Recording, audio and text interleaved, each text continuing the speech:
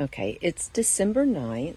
Let's get caught up on where we are. Let's see if October, November, December, we're running into our third month. And as you can see, I have painted it. Cory's repaired. I've painted and then aged the fenders. This is going to be a window covering to keep out the sunlight on the bottom bunk, but it's going to have magnets on it so it can be transferred to the refrigerator. It is a world map hanging over the bottom bunk, but then when you transfer it to the refrigerator, it'll sit like this so that we have a place to store it. But I think it'll do a good job of keeping out the light, hopefully. And I'm in the middle of aging it right now, as you can see. And I'm just using a trans oxide mix from Modern Masters, and it just does a real nice job to make things look older. The door I've themed both inside and out, and it is currently drying after being aged. The inside will be cleaner than the outside, obviously. And of course, this will be the screen door when it's just the screen door facing out. We also have the hatch covers that have been aged. I'm still debating about the orange. They look better aged, but it's still such a bright orange. I'm just not sure about it, but we'll see as time goes on. And some of the seals have been aged and painted and aged. I've got a whole pile of stuff out because I'm starting to prepare for building the front of the couch. That will also be a bed. That will also be our dining area.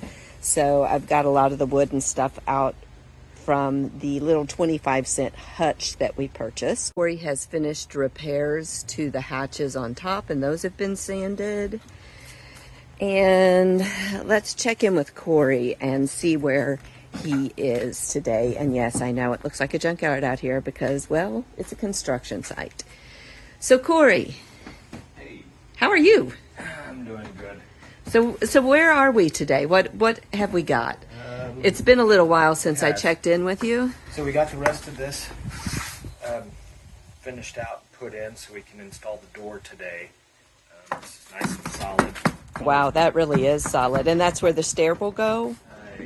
Yeah, it'll be mounted here and here. Cool. So then you'll have the step that won't be a bear trap contraption. The door will go in. The elevator bolts are already sat in place and waiting for the stairs. Okay. And we've got most of this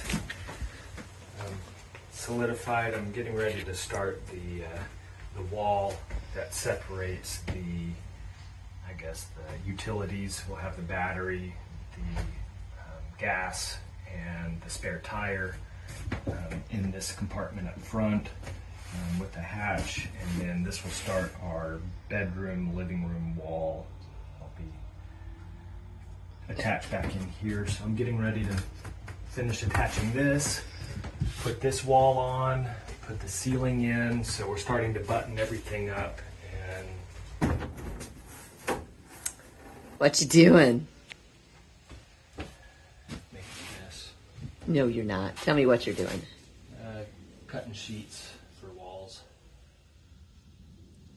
I'm getting really excited. When stuff goes back in, it really feels like we're moving forward. We've been tearing out so much. Yeah. I'm really excited about stuff going back in. Awesome. It's almost looking like an inside again. Almost. You do this. Ooh. Wow. We've got almost all the outside closed away. Almost. Sort of. Yeah. No, you're doing awesome. Let's move along. Yay. And then I've been working on the cover for the window to keep the sun out when we want to.